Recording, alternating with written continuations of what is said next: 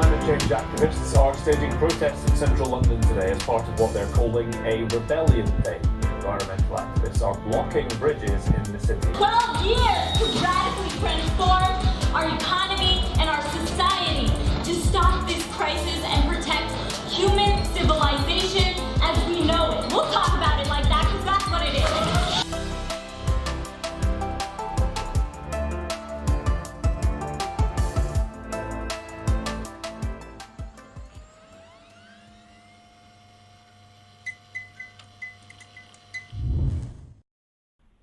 So you're listening to Raw's Fighting for Life series, and we're lucky to be joined on the line now by Douglas Rogers, a member of Extinction Rebellion, a group who came to prominence in November after launching a series of non-violent disruptive actions in London, including swarming roadblocks and a memorial service in Parliament Square. They've also promoted civil disobedience at BBC sites and in towns and cities around the UK, as well as establishing branches from British Columbia to Zambia to the Solomon Islands. Douglas, how are you? Hi, I'm good, thanks. How are you? Good. It's fair to say that Extinction Rebellion itself has grown so fast over the past couple of months, but I'd really like to know your story and how you first got involved with Extinction Rebellion and what you're doing now as well. Yeah, sure. So in a way, I was part of the very early stages of that growth. So I think our Extinction Rebellion's first big public action was the 31st of October. The Declaration of Rebellion, and it was a gathering in Parliament Square where I think they expected about 500 people to turn up, and I think it was more like 1,000 or something like that. So it sort of launched XR onto a level of public awareness, not anything like what would follow, but it was enough for me to read a Guardian article featuring Extinction Rebellion, and I thought it looked really cool. So then I looked a bit more online and saw there were public meetings happening in London and several other places. So I just went to one of them and sort of learned a bit more about their deal, their ideas, their strategy, and thought it sounded really good. So said I would turn up in the office and see if I could help, and did turn up at the office. And yeah, since November, I've been sort of working pretty much full time. Are ordinary people giving up their time, or are these all people who have had kind of a history in campaigning? Yeah, I mean, something that I find really great about XR is it's both, right? So I would consider myself an ordinary person in the sense that, I don't have a kind of a history of activism or anything like that. This is the first time I've been involved in anything like this, and I'm lucky to be able to give up a lot of time. But there are other people who are kind of working full-time jobs and coming in evenings, or just working kind of odds and ends, weekends and stuff like that, which is amazing. And yeah, also we've got kind of people who would probably describe themselves as sort of proper, full-on, full-time activists or whatever, who've done this stuff before, basically. So it's something that's really heartening that it's not just something for capital A activists or whatever, but it's something anyone can get involved in. And going on from that, do you think there's anything that's kind of unique to what you've seen in XR that has enabled it to grow so well, work so well? Yeah, it's a really interesting question, and it's something I think about kind of fairly often. So as I understand it, kind of my take on it would be there are three main kind of unique-ish parts to us. So the first one being a kind of emergency framing, which I think has a lot to do with this particular moment in history. So I think sometime in summer, I can't remember the month exactly, but the IPCC special report came out on climate change, and it was kind of, obviously they've been doing this for a while, saying like, things aren't great, but this one seemed to have a particular level of urgency. So this is the one where they said, like, we have 12 years left, right, before it's basically locked in, and we're screwed to an unquantifiable but definite extent. And they were calling for sort of, even, this is the UN who is calling for, I can't remember, like, unprecedented and far-reaching changes. So I think that context has helped XR sort of galvanize people and get people into action, because finally people are kind of waking up to the idea that this really is an emergency. but also, it's kind of a bit cause and effect also XR is doing everything it can to try and reframe the problem. So it's not just this kind of slow burn thing that it would be nice if we could deal with, but the reality of the climate science is that this is an emergency, and that framing then leads on to a kind of a new approach, new strategy. So it's focusing on non-violent direct action on a mass scale. So my understanding of it is that the last 30-ish years of climate campaigning, there have been cases of kind of civil disobedience or non-violent direct action, but not so much. It's more been the kind of polite and what should work, sort of protesters outside G20 conferences or stuff like that with marches and rallies and signs and trying to get government politely to listen. But since government hasn't, then we've plunged into an emergency, and this is where we are. So I think, emergency framing is a big part of it. The strategy, speaking of government, I think one of the things I really like about them is we're not saying, especially, during this, 2018, we've had all of this talk about plastic and how bad it is. And a lot of the rhetoric, at least for the past 3 years in my experience, has been very individual based, and it's been very, are you going to stop taking long haul flights, and are you going to stop eating meat, and are you going to stop buying plastic or whatever, all of which I think is important. But something I really like about XR is it's saying, yep, most of us are vegetarian, but what really matters is getting the government to take action and to reframe this as a political problem. This is not a consumer choice problem.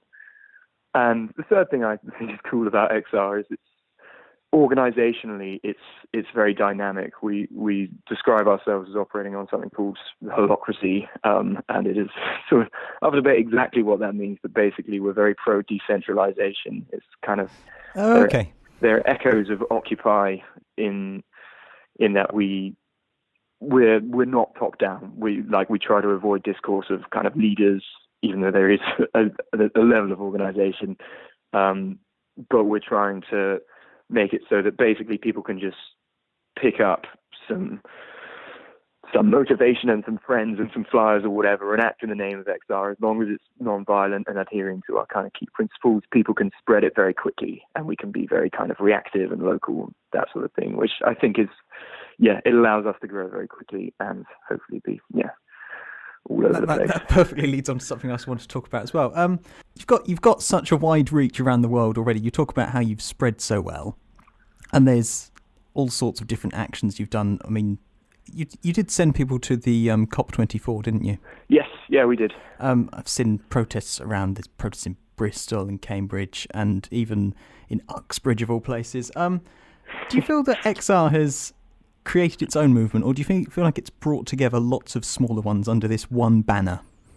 Yeah, it's an interesting question. I mean, for me personally, I wasn't a member of any other movement before this, and as I was saying earlier, I think that's the case for a lot of people, and I think that's something really, really exciting. That it's getting people in who aren't kind of career activists or anything like that. But as I was saying, like we've got people who were really involved in Occupy. We've got people who are involved in Reclaim the Streets, and going forward, we're kind of looking to do both, right? Like it's definitely not an either or. So we are really looking to cooperate with other NGOs and other groups, and at the same time just try and get everyone on board. So kind of both, if that's okay. Talking about getting people on board. We've seen a few organisations declaring climate emergencies. We've seen Sadiq Khan, the Mayor of London, Bristol City Council, and we've even had a student staff academic committee here at Warwick declaring a climate emergency. Do you think it's a worthwhile action to just declare it, or do you think there needs to be more action than just talking? I mean, if it's not a cop out, then again, both. I mean, of course it's worthwhile, and of course it's it's not the kind of extent of the solution. But I think, I mean, we've been pretty involved in quite a few of these, including the GLA one. I mean, we had I think about 20 or 30 people outside when they were debating that motion outside the London Assembly, and we were talking to sort of members of the Green Party who proposed it. So we're definitely interested in this stuff happening. It's not the direct action part of our remit so much. And I think it's nice that we're capable of working on both channels, right? It's not like we're only going to be sort of doing roadblocks or whatever. And I think quite often, local parts of our strategy have been to ask a local branch of the BBC or a local council, will you play ball with us? You know, will you kind of have an interview with us or take us seriously, basically? And if the answer is no, then we can talk about sort of responding with direct action or whatever, you know, again, in as non-violent and constructive a way as is possible. But yeah, I think, again, basically both. And as I was saying, it's nice that it works on a decentralized scale. So we've actually got a map now of all the different city councils who across the UK and the world who have declared climate emergency. And yeah, surely it's just a wonderful way of kind of spreading awareness and getting Parliament ultimately to try and wake up and, you know, release the necessary funding for this sort of thing. As part of this series, we're getting essentially all the groups we're talking to answer a few questions so we can compare what they say. I want to ask you one about who do you think should be tasked with actually creating a solution for climate change? We talk about COP21 potentially failing us internationally. I know Extinction Rebellion has discussed the idea of a citizens' assembly. Oh yeah, exactly. So I guess the kind of the specific answer would be we're looking for the people to task the government with solving this, and very, like, both parts of that sentence really holding up. So it's not just, we don't want a sort of technocratic solution where the government just decides that they're going to finally take action on this for some reason and sort of sort it out all among themselves.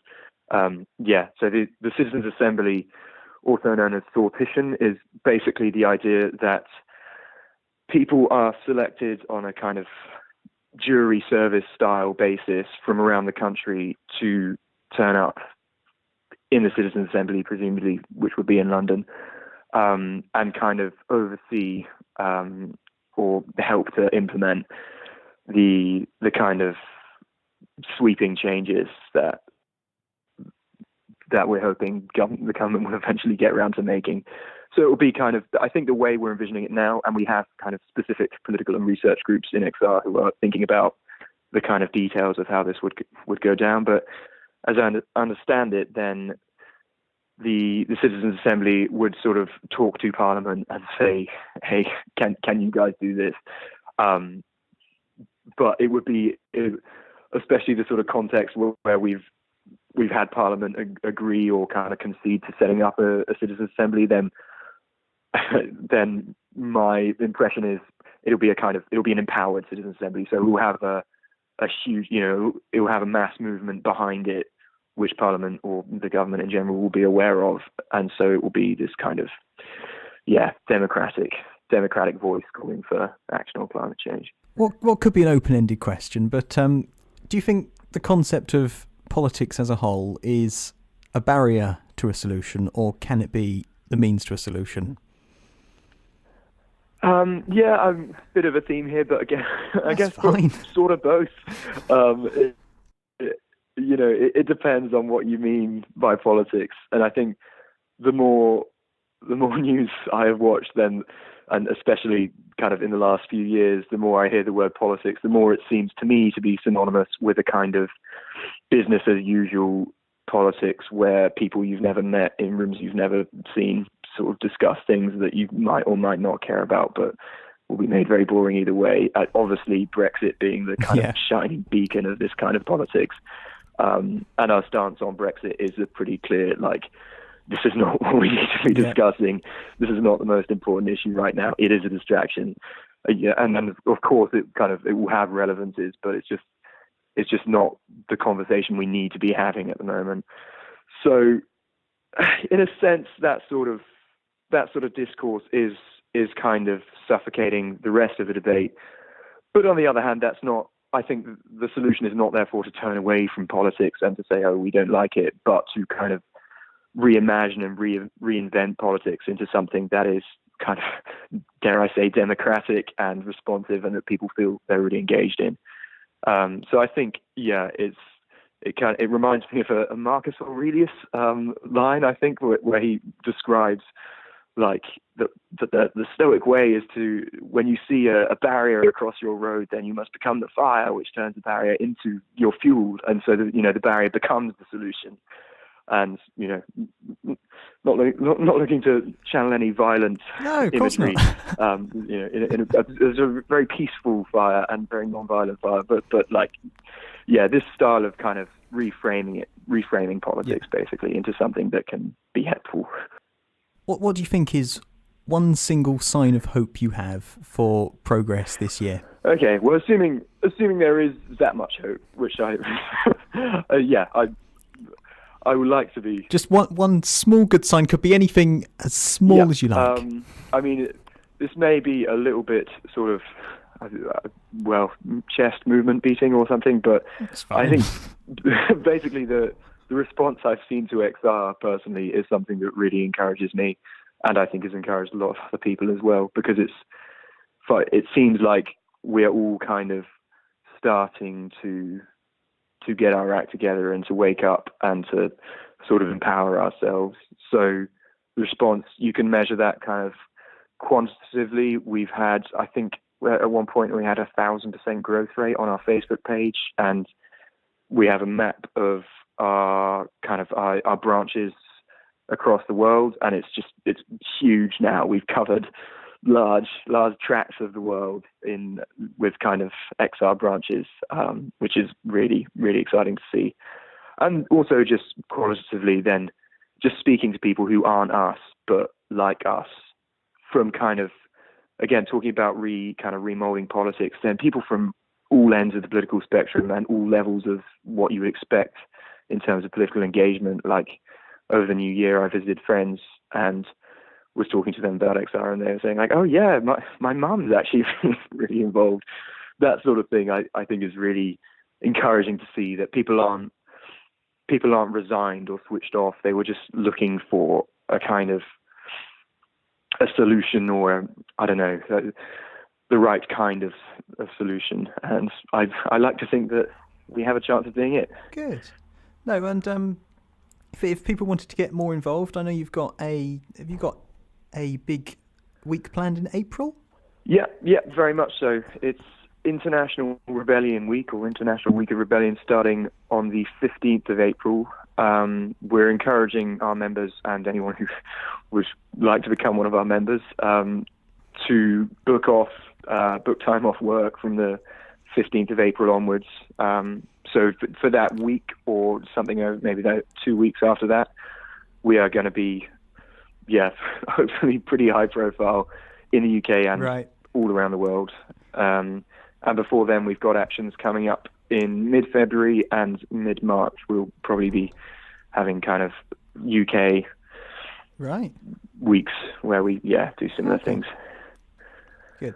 If people want to find you online, they can find you on Twitter, they can find you on Facebook.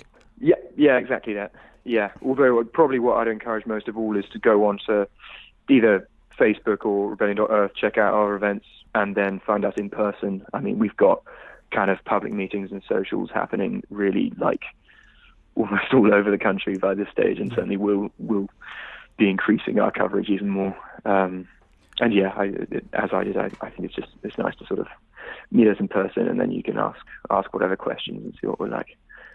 If you want to get involved, there's always going to be a meeting somewhere near you. Yeah, exactly. Yeah. Brilliant. Douglas, thank you so much for joining me today. Sure. Thanks, Adam.